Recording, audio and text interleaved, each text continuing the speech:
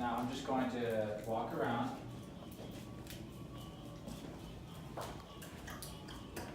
I'll stop before the bed, a little distance. Sit, good girl. And then I'll send to place. Place, good girl. From here, we have so many options, but we're gonna keep it simple with just a recall for now.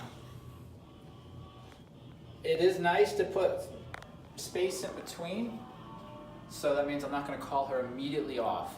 And the reason why is because I want her to get used to going on place and staying there.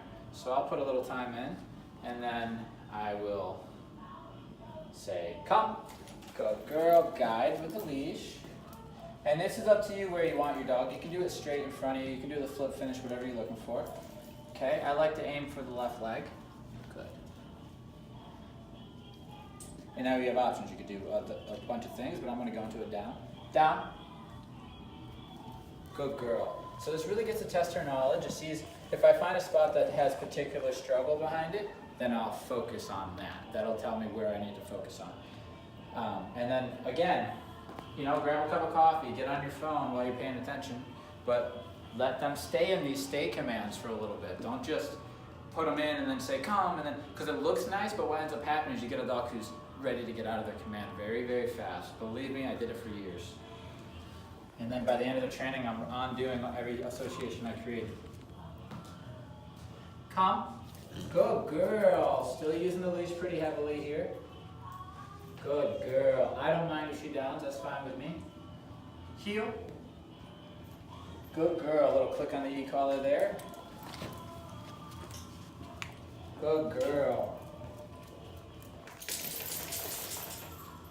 So as we're doing heel, depending on your space, you can do some actual outside kind of moves if you have enough space, or you can do the little side steps and things like that. Heel. Good. Just kind of walk around the training room.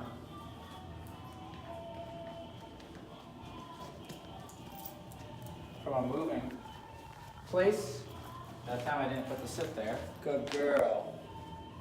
You can also start adding in distractions at this point. If your dog's not struggling with the command and you want to start adding challenge to see how, you know, if they're going to start struggling when real life hits. That was really cool, actually. I don't think I can do it again. I usually like to start with a tennis ball. Some dogs, this is a pretty big distraction. Other dogs don't really care about it. She doesn't really care about it. So I'll move to maybe a squeaky toy, which usually is a good mild trigger. Good girl. She understands the concept of staying on the bed. And we can really get creative with how we do these types of drills.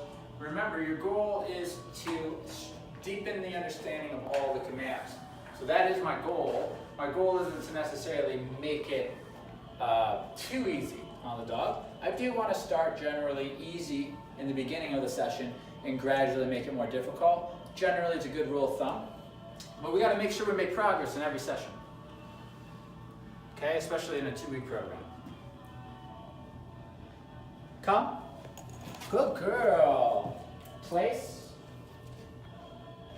Good. Now if you're using food, every time I say good, boom, food. In this case, I'm using some pet. Good girl. Anytime I say the word no, I'm tapping on the e-collar, okay? Or anytime I have to ask twice or something, I'll tap on the e-collar as well. Good girl.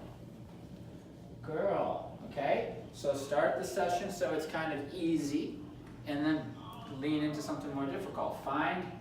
The dog's gonna tell you where you need to focus, okay? Good girl. Break.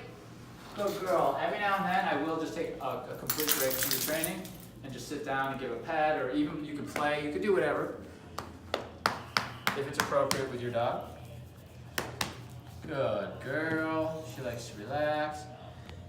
And these little breaks, these little intermissions are actually really useful because the dog might really want to play with you, and now you got to take that excited energy and have them calm down. So it's very realistic.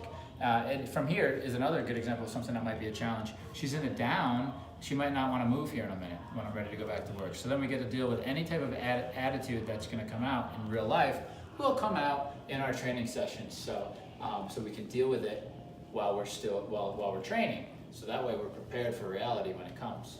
Okay? Good girl. All right. That's just an example. We did heel, we did sit, we did down, we did place. We're mixing them up. You can become very creative with this stuff, and just really watch your dog and see what they need more work on and what they don't, and do this every day until they feel ready to rock.